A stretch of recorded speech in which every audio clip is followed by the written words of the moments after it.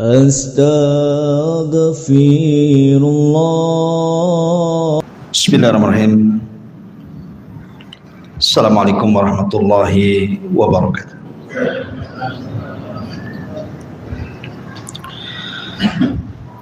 Alhamdulillah, wassalatu wassalamu ala rasulillah wa ala alihi wa sahbihi wa mawalah, wa la hawla wa la quwwata illa billahi wa ba'du. Alhamdulillah, segala puja dan puji hanya milik Allah subhanahu wa ta'ala. Pada malam hari ini balik kita bisa duduk untuk berthalabul ilmi di Masjid Pontrenis ini, dan kajian di malam hari ini kajian khusus, biasa kita mengkaji tafsir. Maka malam ini kita akan membahas satu pembahasan yang sedang viral tentang dunia paranormal. Karena kemudian dimunculkan sebuah isu bahwa dunia paranormal itu dibagi dua. Ada ilmu hitam, maka dukunnya disebut dukun hitam. Ada ilmu putih, dukunnya pula kulitnya hitam, katanya dukun putih. Bagaimana pandangan Islam terhadap dua warna perdukunan ini, hitam dan putih? Dan kenapa pula kemudian dukun-dukun yang putih itu selalu menisbatkan ajarannya kepada ajaran para wali, kepada syariat Islam, sehingga kesannya ini bukan bagian dari perdukunan yang dilarang? Dan apa rujukan kitabnya? Kenapa muncul dukun-dukun putih? Rupanya mereka merujuk kepada banyak kitab yang dikarang oleh para ulama. Bahkan ada satu kitab yang menjadi rujukan seluruh tukang sihir satu dunia. Apa kitabnya? Antum jangan beli. Seluruh tukang sihir satu dunia rujukannya kitab ini dan kitab-kitab turunannya. Dan sayangnya beberapa tokoh yang mereka diberikan anugerah mampu membaca kitab, terutama kitab kuning atau kitab gundul, sebagian mereka membaca bahkan mempraktekkan. Ada sebagian mereka tobat, ada yang masih kemudian melakukan praktek tersebut dan diajarkan kepada para santrinya. Ma'asyiral muslimin yang dimuliakan Allah Azza wa Jalla, kalau dukun hitam sudah jelas tidak ada rujukan kitabnya. Ya rujukannya ya iblis, apalagi rujukannya syaitan dan juga jin-jin yang jahat. Taib. Di dalam Al-Quranul Karim, ma'ruf dalam surah Al-Baqarah 102, Allah subhanahu wa ta'ala berfirman, wattaba'u ma tatlu syayatinu ala mulki Sulaiman wa ma kafara Sulaiman walakinna syayatina kafaru yu'allimuna an-nasa as-sihra wa ma unzila 'alal malakaini bi Babila Harut wa Marut. Dan mereka mengikuti apa yang dibacakan oleh para setan-setan di zaman kerajaan Sulaiman. Tidaklah Sulaiman kafir, tetapi setan-setan itulah yang kafir, karena merekalah yang mengajarkan sihir dan apa yang diturunkan kepada dua malaikat Harut dan Marut. Ma'asyiral muslimin yang dimuliakan Allah Azza wa Jalla, ayat ini adalah dasar adanya sihir. Jangan kemudian dikira sihir tidak ada. Sihir itu ada. Karena ada orang yang kebablasan cara berpikir rasionalnya, seolah-olah saya tidak percaya dukun, saya tidak percaya tukang santet, saya tidak percaya ini itu, semua dukun itu pembohong, dan begitu seterusnya. Ya, kita katakan memang dukun itu pembohong, tapi bukan berarti kemudian santet dan sihir itu tidak ada. Sihir itu ada, karena Al-Quran yang mengatakan walakin wa ma kafara Sulaiman walakinna syayatina kafaru yu'allimuna an-nasa sihr. Sulaiman tidak kafir, maksudnya Sulaiman tidak mengajarkan sihir, karena sihir itu kekafiran. Makanya dikatakan Sulaiman tidak pernah kafir, artinya tidak pernah mengajarkan sihir. Karena orang Yahudi masih menganggap sampai hari ini Sulaiman itu tukang sihir. Bagaimana bisa Sulaiman menundukkan jin, angin, binatang kalau bukan sihir? Maka orang Yahudi menganggap Sulaiman itu sahir, tukang sihir. Maka Allah bantah Sulaiman tidak kafir, maksudnya tidak mengajarkan sihir. Lalu siapa yang kafir? Walakinna syayatina kafaru, setan-setan itulah yang kafir. Yang mengajarkan sihir itu setan, yang mengajarkan kekafiran itu, bukan Sulaiman. Dari sini menunjukkan bahwa sihir itu ada, santet tenung itu ada. Kita harus meyakininya, karena Allah juga meminta kita berlindung dari tukang-tukang sihir. Min syarrin naffatsati fil 'uqad. Kita disuruh berlindung dari tiupan-tiupan tukang-tukang sihir terhadap buhul-buhul sihir. Bahkan Nabi SAW pernah terkena sihir 6 bulan. Siapa yang menyihirnya? Labid ibn Aqsam al-Yahud, seorang Yahudi. 6 bulan Rasul terkena sihir, tapi tidak mempengaruhi wahyu, hanya badannya saja lemas. Nah, dari sini ma'asyiral muslimin, kita kembali kepada sejarah tempo dulu di zaman Nabi Allah Sulaiman. Ada yang mengatakan bahwa Sulaiman itu punya menteri namanya Asif ibn Barkhiyah. Ini kisah Israiliyat, di Quran tidak ada. Di Quran hanya isyaratnya saja. Ketika Nabi Sulaiman meminta untuk siapa yang mampu memindahkan kerajaan Ratu Balqis dari Yaman dipindah ke Palestina. Ibrit dari kalangan jin berdiri dan mengatakan, sebelum kau berdiri istana sudah ada di sini. Artinya jin punya kemampuan memindahkan istana, apalagi hanya sekedar memindahkan uang celengan. Jadi kalau celengan berkurang, jangan-jangan dipindah jin. Jinnya siapa? Carilah di rumah. Jangan-jangan orang rumah jin. Tapi kalau nggak ada yang bolong, itu jin berarti. Jadi tiba-tiba ada seorang yang soleh mengatakan, kalau aku tidak perlu menunggu kau berdiri, katanya, sebelum matamu berkedip, katanya, istana sudah di sini.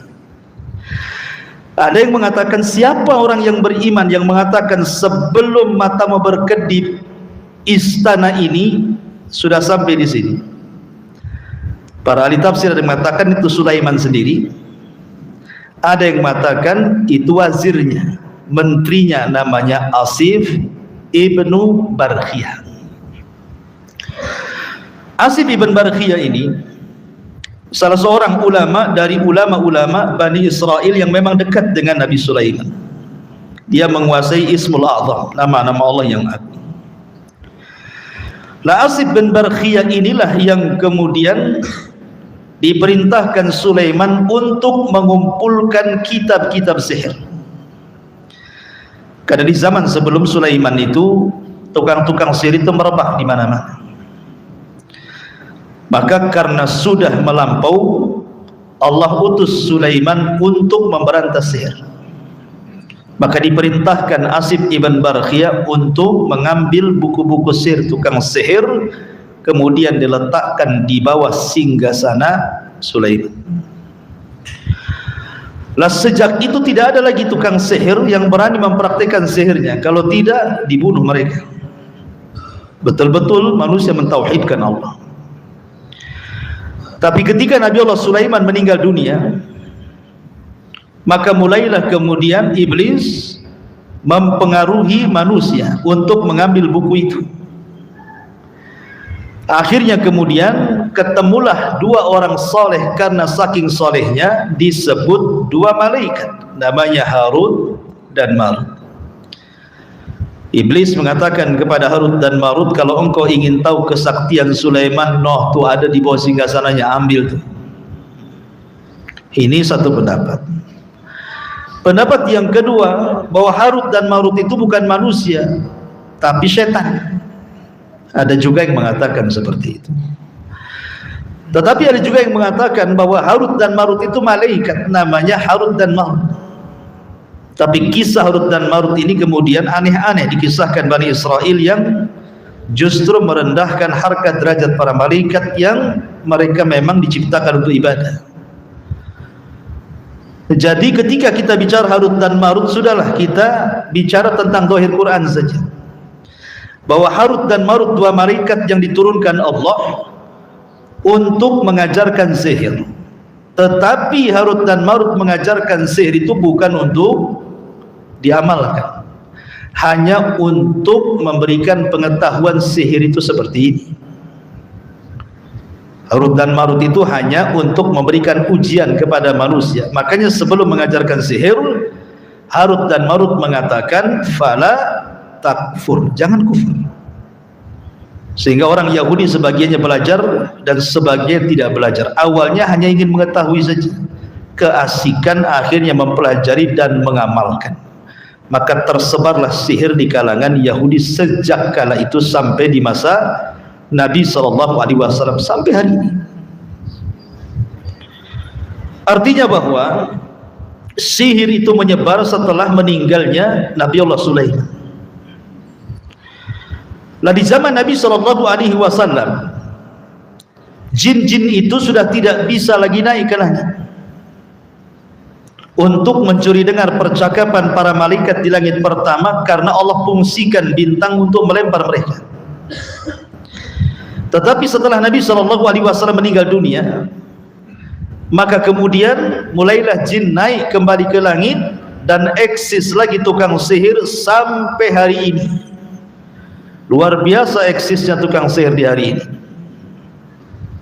Mereka berani menjajakkan sihir mereka, perdukunan mereka di media-media. Coba antum klik saja di Google, dukun paling sakti 2022. Keluar semua itu. Ki anu, ki ini, ki itu, banyak kiki di situ. Ya. Mbah ini, mbah itu, banyak mbahnya. Ada gus ini, gus itu, pakai gus lagi. Jadi, Masya Allah, menawarkan segala jenis bentuk sihir, dan sihir-sihir yang paling mematikan, yang sekali sihir langsung kolep orangnya. Tawarkan tuh, mulai dari ilmu pelet, ilmu apa? Gendem, yang ngerebut istri orang tua, sampai kepada ilmu penglari, sampai kepada ilmu santet, ilmu dukun. Bahkan sekarang ada santet online. Nggak perlu antum ke dukun, online saja. Kemudian yang kedua, bergaransi, kalau tidak mati uang kembali. Saya kira beli TV saja ada garansi. Ini dukun pun ada garansi, bayarnya transfer ATM.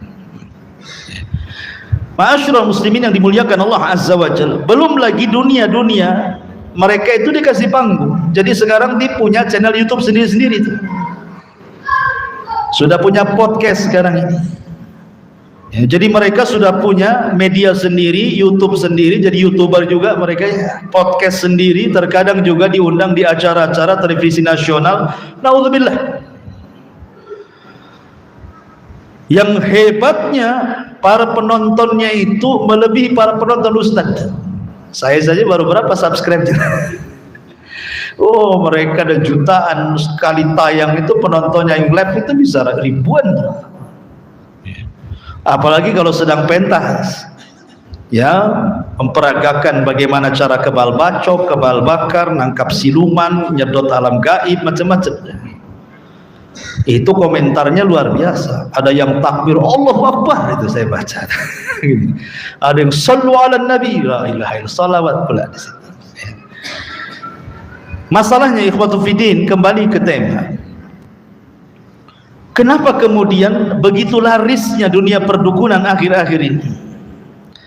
Bahkan di negeri kita ini ada ikatan para dukun dengan berbagai macam ormas yang mereka bentuk. Pengacara kan ada pradi itu ya, ada apa gitu ya, ada beberapa tuh. Atau dokter itu kan ada ikatannya apa gitu ya. Atau profesi apa, bahkan peguyuban. Ini Cilacapiun namanya apa di sini ya, orang Cilacap buat peguyuban. Dukun pun punya peguyuban.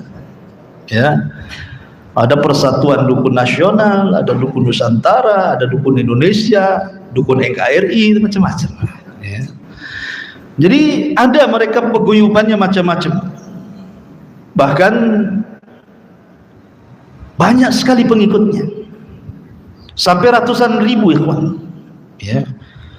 Jadi itu saja yang sudah terdata itu 100.000 lebih itu para dukun itu, karena hampir setiap kampung di Indonesia ini mesti ada dukunnya kan.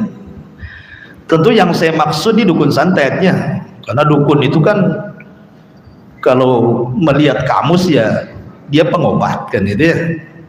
Maksud yang saya maksudkan adalah dukun-dukun yang sok tahu yang gaib, tukang nyantet, ngasih penglaris. Dan kalau dukun pijat ya enggak lah kan, akupuntur atau apa ya, refleksi, atau dukun yang tukang ngelahirin orang tuh ya. Tapi kadang-kadang dukun pijat juga gitu, ada doanya juga. Saya pernah cerita sama orang, ada kawan dari Singapura ke Batam, dicari tukang pijat sama si kawan ini, dapatlah tukang pijat. Sebelum tukang pijat doanya panjang, pas. Orang Singapura sudah ngaji, Pak baca apa katanya. Gitu. Terakhir habis pijat dia ngomong, saya bisa pindahkan penyakit bapak ke ayam katanya. Ini dukun ini kan. Rupanya rangkap dukun pijat plus dukun tipu ya. Masyaallah muslimin yang dimuliakan Allah Azza wa Jalla. Baik, kenapa begitu larisnya? Sekali lagi karena dalam dunia perdukunan itu ada sebagian dukun itu yang diistilahkan dengan dukun putih. Maksudnya kalau dukun hitam itu murni memang mereka bekerja sama dengan syaitan, dengan iblis gitu ya, dengan jin jahat. Kalau dukun putih itu menurut mereka bekerja sama dengan malaikat ya, bekerja sama dengan malaikat. Dan juga mantra-mantranya tidak lepas daripada sholawat, surah Al-Fatihah.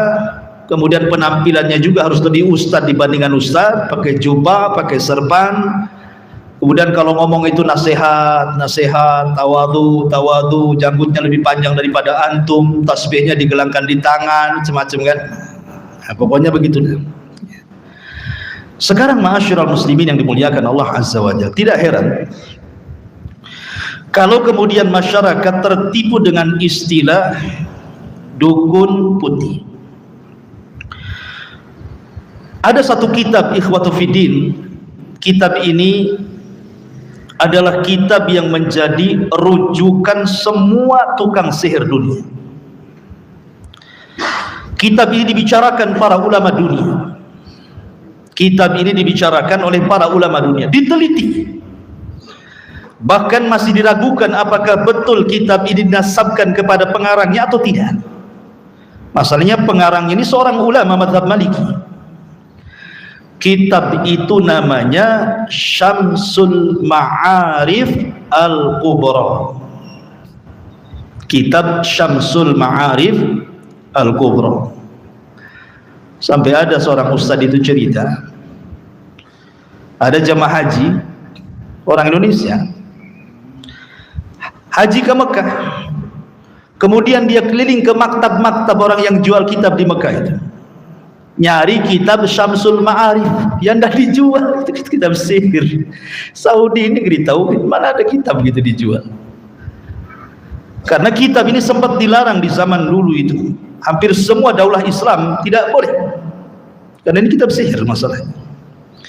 Masalahnya isi kitab ini sebagiannya adalah ada beberapa ulum syar'i, nasihat-nasihat, wejangan-wejangan, hikmah-hikmah, tapi sebagian yang lain juga penuh dengan ajaran-ajaran yang biasa digunakan oleh dunia perdukunan.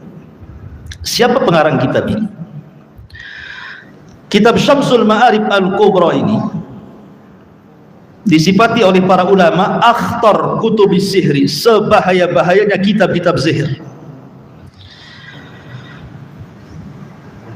Yang mengarang kitab ini, katanya kitab ini dinisbatkan kepada seorang ulama namanya Ahmad ibnu Ali ibnu Yusuf Al-Buni Al-Maliki. Ahmad ibn Ali ibn Yusuf Al-Buni Al-Maliki. Disebut Al-Buni karena dia lahir di Buna. Disebut Al-Maliki karena madhabnya madhab Malik.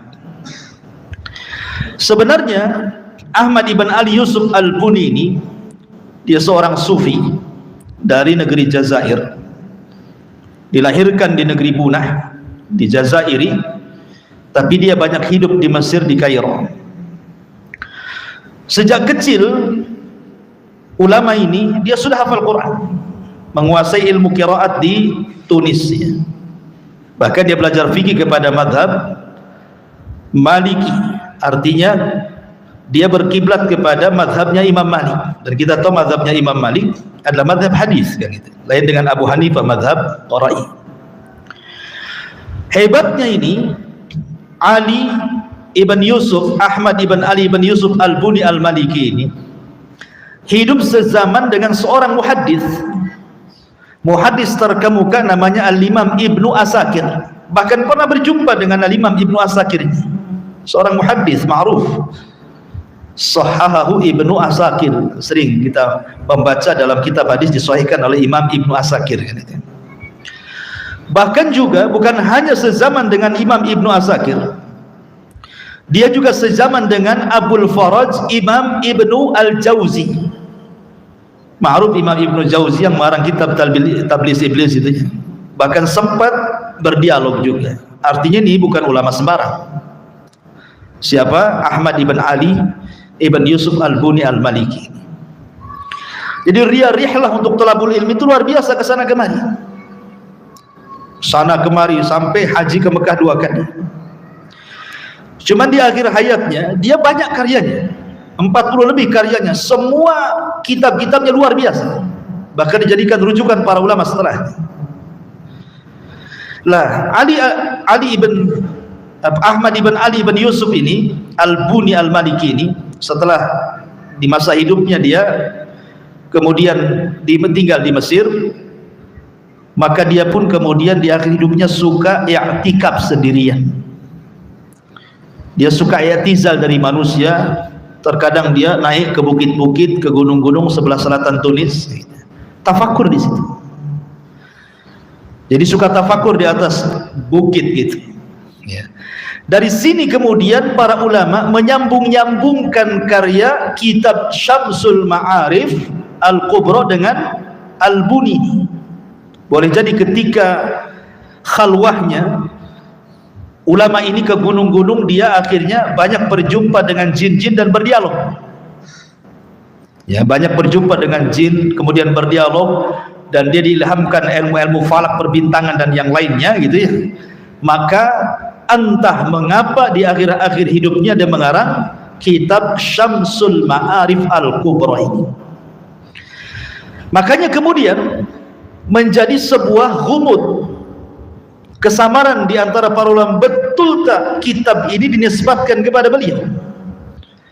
Karena melihat biografi beliau itu yang luar biasa saat talabul ilmiah, berjumpa dengan para ulama besar, kok bisa kemudian dia mengarang kitab yang menjadi rujukan tukang sihir satu dunia, ya, Syamsul Ma'arif Al-Kubra ini. Makanya banyak orang yang ragu-ragu masalahnya tentang karya Al-Buni ini ketika mengarang kitab Syamsul Ma'arif Al-Kubra ini. Tetapi kalau kita lihat cetakan Syamsul Ma'arif yang sekarang, memang pengarangnya beliau gitu ya. Sehingga akhirnya menduga-duga dan menerka-nerka. Menduga-duga dan menerka-nerka. Tapi ahli sejarah kemudian mulai membongkar tentang kitab Syamsul Ma'arif itu. Ada yang mengatakan, ya namanya ahli sejarah, kita kan hanya baca saja, bahwa kitab ini dikarang oleh raja jin dari kalangan maradatul jin-jin yang paling jahat. Karena isinya adalah ilmu-ilmu perdukunan masalahnya. Kemudian dinasabkan bahwa ini adalah kitabnya siapa? Ahmad ibn Ali ibn Yusuf Al-Buni. Ini kitab yang dikarang oleh syaitan gitu ya. Ada juga yang mengatakan seperti itu. Ada yang mengatakan memang ini karya beliau. Beliau itu kemudian berkomunikasi dengan jin, kemudian mengarang kitab ini. Wallahu a'lam. Tapi yang jelas banyak yang diragukan karena ini seorang ulama, nggak mungkin mengarang kitab seperti ini kan itu. Bahkan kemudian kitab aslinya pun masih diperbincangkan, apakah kitab Syamsul Ma'arif Kubra yang hari ini tersebar di percetakan. Yang zaman dulu banyak dilarang tuh, daulah-daulah Islamnya melarangnya, tapi kemudian muncul lagi kitab ini. Ada yang mengatakan bahwa kitab ini sebenarnya sudah hilang aslinya, diambil lagi oleh jin, diambil lagi oleh syaitan dan disembunyikan. Ada juga yang mengatakan bahwa kitab ini hilang karena dikubur bersama pengarangnya. Ketika Al-Buni meninggal dunia, kitab ini masukkan ke dalam kuburannya dan dipendam sehingga tidak ada lagi. Kalaupun ada, mungkin ini karya murid-muridnya. Ada juga yang mengatakan kitab itu dibakar karena membahayakan. Sebelum wafatnya Al-Buni, kitab itu dibakar karena membahayakan. Tapi kadang sudah diajarkan, kemudian ditulis oleh murid-muridnya dan dinisbatkan kepada Al-Buni. Wallahu a'lam. Ini kan pendapat para ulama ya, yang saya baca dalam sejarah. Tapi intinya bahwa apa sih isi kitab itu? Saya sudah meringkas sedikitnya. Ma'asyiral muslimin yang dimuliakan Allah Subhanahu wa taala. Isi kitab itu, masalahnya kitab ini, Syamsul Ma'arif ini yang menjadi rujukan para santri, terutama yang menasabkan diri kepada sufi. Karena ada beberapa kitab rujukan yang isinya kurang lebih.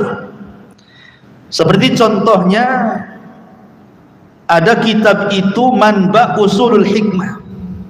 Manba Usulul Hikmah ini pun katanya dikarang oleh Al-Buni. Itu isi kitab itu, isinya adalah tentang bagaimana cara membuat raja. Belum tahu raja kan? Atau Al-Wif. Sampai-sampai ada kitab namanya Al-Awfaq.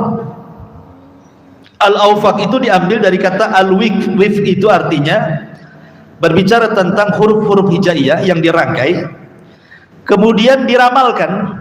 Jadi dalam ilmu hikmah menurut mereka setiap huruf hijaiyah itu memiliki kandungan nomor. Makanya kalau ada orang yang datang kepada orang hikmah menurut mereka, pamannya antum namanya Yusuf atau Zaid atau Ahmad atau siapa lah kan itu, mau menikah dengan siapa, dengan namanya Fatimah atau siapa Jariyah atau siapa gitu ya nama perempuannya, maka itu nanti akan diletakkan huruf itu. Pamannya Ahmad, alif ini apa, angka berapa, ha angka berapa, mim angka berapa, dal angka berapa. Kemudian yang perempuannya juga gitu, pamannya Jariyah, jim alif berapa, nanti dihitung tuh. dihitung. Ya. Nanti ketahuan tuh siapa yang mati duluan, siapa yang hidup belakangan tuh. Nanti ketahuan. Ya. Menurut angka-angka itu. Nah, ini kalau jodoh nih orang ini meninggal, nih suaminya mati duluan, yang istrinya mati belakangan. Nah, sampai ada kiai pernah meramal dengan sistem angka ini, katanya istrinya duluan mati, bapaknya dulu yang mati. Berarti tidak bisa. Karena kehidupan dan kematian itu rahasia Allah, tidak bisa dihitung pakai kalkulator. Ya, itu urusan Allah ya. Termasuk juga masalah perjodohan, lama enggaknya menikah, usaha sulit enggaknya, itu bisa dihitung tuh dengan Aufaq itu. Makanya ada satu kitab namanya Aufaq. Sayangnya kitab ini dinisbatkan kepada Imam Ghazali. Katanya mengarang kitab ini adalah Imam Ghazali. Tapi dalam kitab itu rujukannya Al-Buni. Al-Buni itu yang sedang kita bicarakan ini. Sementara usianya Imam Ghazali dengan Al-Buni ini lebih dulu Ghazali daripada Al-Buni. Mana mungkin kemudian Ghazali berguru kepada orang yang belum lahir, kan gitu. Berarti tidak benar kalau kitab Aufaq ini karyanya Imam Ghazali, karena isinya dunia perdukunan masalahnya. Tidak mungkin Imam Ghazali ngarang kitab seperti itu, kan itu. Cuman ada sebagian orang yang masih kekeh itu karyanya Imam Ghazali, ilmu hikmah, namanya Al-Aufaq gitu. Makanya saya lihat di YouTube itu ada seorang Gus yang lagi viral itu ya, yang sedang berseteru dengan siapa itu, pesulap hijau atau apa itu ya. Nah, kemudian ngomong tuh di padepokannya, di murid-muridnya, kita nanti akan belajar kitab Syamsul Ma'arif dan kitab Al-Aufaq, katanya. Ada kitab itu pakai bahasa Arab ya, ngartikan An-Nas saja lari ke Adzariyat, cemana dia mau baca kitabnya? Ya tak tahulah ya. Yang jelas bahwa yang saya katakan di sini, bagaimana kemudian itu kan sudah nampak, itu kitab itu referensi dukun besar satu dunia kan ya. Sementara kemudian dukun-dukun ini berpraktek, kemudian sedikit-sedikit digandengkan dengan istilah karomah, dikit-dikit karomah, ini tasbih karomah, ini gelang karomah, batu akik karomah, sendok karomah, semua sendok semua dikit-dikit karomah. Ini gimana? Karomah itu identik para wali, kalau mukjizat identik para nabi. Kalau sihir, boleh jadi itu identik tukang santet. Kalau tipu-tipu ya identik tukang sulap. Mungkin dia tukang sulap jadi dukun gitu ya. Jadi pakai trik cara pengobatannya. Ma'asyiral muslimin yang dimuliakan Allah Azza wa Jalla. Jadi kitab Syamsul Ma'arif ini isinya apa? Memang ada pentahkiknya di kitab ini, sampai ditahkik oleh seorang yang bernama Abdul Qadir Al-Husaini, seorang sufi dari Lubnan. Ditahkik lagi, ditambah lagi hawasyinya, pinggir-pinggirnya ya, ditambah dengan dunia tanjim, ta'dad, kemudian huruf dan yang lainnya gitu ya. Dan dalam kitab ini ada ikhtilat masalahnya. Itu yang mengkaburkan orang yang masih menganggap bahwa ini bagian dari kitab sufi, kitab kerohanian kan. Sampai saya sayangkan ada seorang buya ngomong, dan tidak masalah mempelajari ilmu Syamsul Ma'arif Al-Kubra ini. Ini kitabnya bagus karena ini bercerita tentang kerohanian, bagus, dari Hong Kong. Ini kitab dunia perdukunan ya. Bagaimana kita tahu?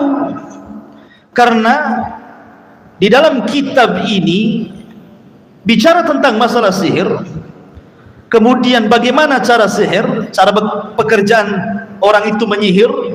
Kemudian juga di kitab ini bicara tentang asma'u maradatil jin, bicara tentang nama-nama jin-jin yang jahat dan bagaimana cara menghadirkan jin, kemudian memanggil malaikat ya kan. Dulu ada seorang wanita bisa manggil malaikat Jibril gitu ya, jangan-jangan pakai kitab ini pula gitu. Malaikat kok dipanggil-panggil, Nabi saya nggak bisa manggil malaikat, wanita ini pula bisa manggil malaikat, hebat. Ma'asyiral muslimin yang dimuliakan. Jadi isinya ini bicara tentang masalah-masalah seperti itu. Masalahnya ada yang membela diri. Membela diri maksudnya apa? Membela diri dengan mengambil perkataan salah satu dari ulama Syafi'i. Ulama Syafi'i, ya. Ulama Syafi'i ini namanya Al-Imam Al-Haytami. Dijelaskan ya, saya baca fatwanya ini dari Mufti Syafi'i ya.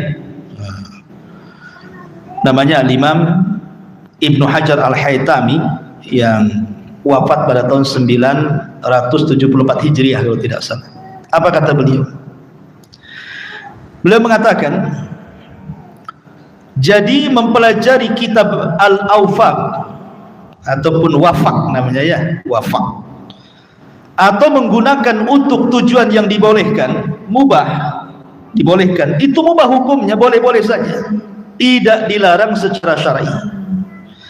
Bahkan ilmu ini bermanfaat untuk mencapai berbagai hajat, melepaskan tawanan, mempermudah persalinan, dan maksud-maksud tertentu lainnya.